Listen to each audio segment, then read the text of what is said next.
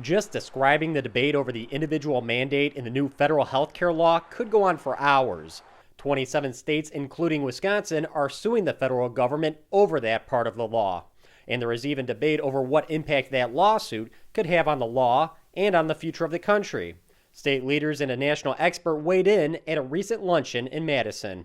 I think it certainly raises extremely important issues about the limits of federal power under the Constitution, in that if the federal government prevails, there would be virtually no limits on the federal government's power to mandate just about any kind of behavior that Congress might care to impose on people. If Congress were able to pass any law they wanted, even if it was by everybody's standards far above and beyond the scope of their authority contained within the Constitution, and if just about every legal scholar in the books agreed that they went above and beyond the authority that they have in the Constitution, but nobody were to push back, that balance of powers would not exist.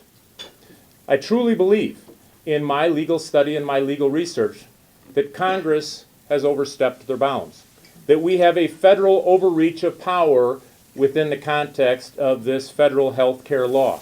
Representative John Richards, who supports the mandate, presented an argument that could be used to encourage both sides. When people are talking about repeal of this law, there's really nothing standing in the wings to take its place.